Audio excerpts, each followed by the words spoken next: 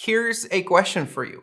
What do you like most? When I talk like this in front of an audience, or when I talk like this? Yeah, it's not only the message of your presentation that's important, the way that you deliver it will have an equal impact on how much your audience will actually take away from your talk. Yet it's something and it's a set of skills that we rarely practice as scientists, and we should more. So that's why there's this lesson.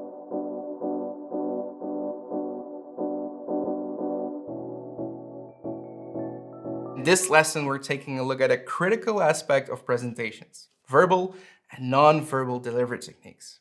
These skills are not innate talents. It's something you will just have to learn and perfect over time. So we cannot promise you that you'll be 100% ready after this lesson, but we can help you set the stage and kickstart the process at least. So let's explore how to communicate research with confidence and clarity. It starts with you. The way that you move and act in a space will leave subtle clues for your audience. Your body language really speaks before you do, and it sets the stage for your message. It's like an extra emphasis on the language you are using, a little bit of a sauce that completes the dish that you're eating. And all of that starts when you enter the room. When you walk up the stage and start by facing the audience directly, you can already establish a connection before you even begin. Your posture should be confident and open. The way to do this is to position yourself in the middle of the room and avoid standing in front of any distractions. Like, make sure that there are no banners behind you or some plants. Just keep everything clutter-free and keep your feet shoulder width apart. Stretch up, then relax and put your hands to the side. This is a little bit of a base posture. It's something like having your foundation. Whenever you don't know what to do with your hands, or it's a little bit uncomfortable, take a deep breath and come back to this stance. This is your moment. You're taking control again. Just as you've seen me do while I'm explaining these lessons, gestures can really help highlight important parts of your sentence. And if well, they can really improve your audience retention rate and memory of what you're actually saying. You can use the give gesture to just present options. You can show gestures to illustrate points. You can chop to make some strong opinions. But all of this is really important to just use them in a personal way that makes sense to you. Just as a good gesture will improve the sentence, just doing whatever you can while you're talking can become really distracting.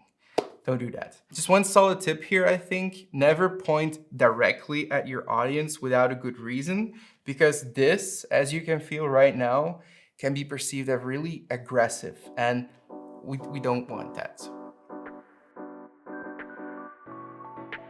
Now let's focus on where these nonverbal and verbal skills meet, because you'll notice that these really go hand in hand to make you move throughout a space. If you remember one of those great presentations that just stuck in your memory, it's usually because the speaker knew their way around the words and they knew how to tell a story. It just captivated you. It brought you in. We've seen how to structure the storytelling in the previous lesson, but how do you talk in a way that your audience is really waiting eagerly to know what's coming next?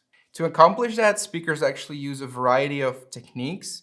So I'm just going to run over these here so you can have a look and see what works for you, what doesn't work for you, and maybe what you note down as something you want to work on. Great speakers start from a neutral position with a base posture and open body language, like we discussed earlier. They also avoid defensive postures like crossed arms or like your hands in your pockets, but they might transition into them just to make a point. And from there, you can use a variety of signals to tell your audience what is important in your presentation and how they should feel or interact with it. Stepping forward can emphasize a point and create focus, whereas stepping back can help you zoom out and really show where you are in that space. Tilting your head slightly can, just like with dogs, convey empathy and the interest in the audience response. And you can also change the speed of your speech to really play with the audience attention. You can slow down for emphasis. Whereas if you just speed up everything you want to say to really share your excitement. And now, just like I did, you can use your volume to your advantage. Lowering your voice can create suspense and like what comes next, while a louder tone can really convey just excitement. One of the most fun things to implement, yet feels oddly awkward when you start, is yes, just a pause. It provides a moment for your audience to absorb the information and build anticipation for what comes next.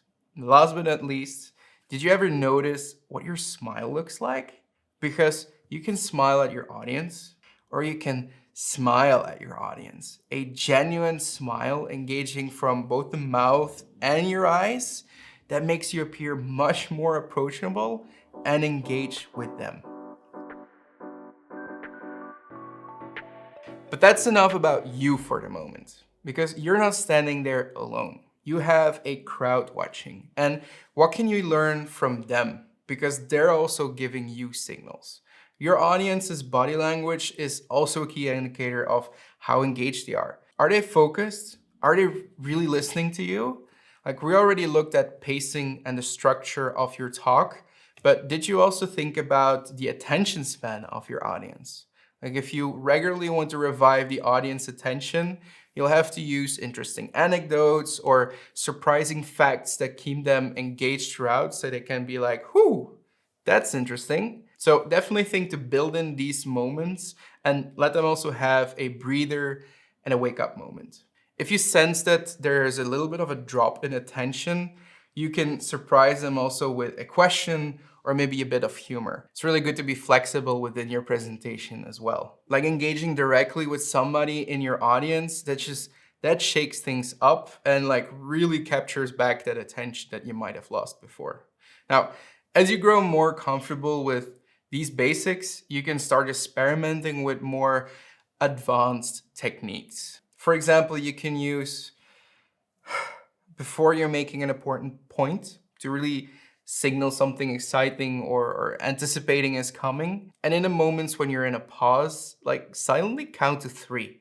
It's really awkward at the start, but it really helps avoiding filler words like and it just gives your audience time to think and to really hone in on like what's coming next for you. But no matter the size of the audience, like having actual eye contact with different parts of the audience is really important because it makes them feel part of the conversation. They can have a little bit of that personal connection with you. But of course, and I know this because I've done it myself, all of these things, they just need practice. You cannot expect that you're going to be great at it just because you saw a course or maybe you read a few things. Rehearse your presentation. Like if you can do this multiple times and after a few tries, you can focus on different aspects of that delivery each time, that's when you're going to see more progress. You can even record yourself to see if it can go better or what you're already doing that's going well and maybe what's not so going well. So in the next video, because I know all of this is a lot and thinking about all of it at the same time can be a little bit stress inducing, we're going to take a look at some stress management techniques. See you there.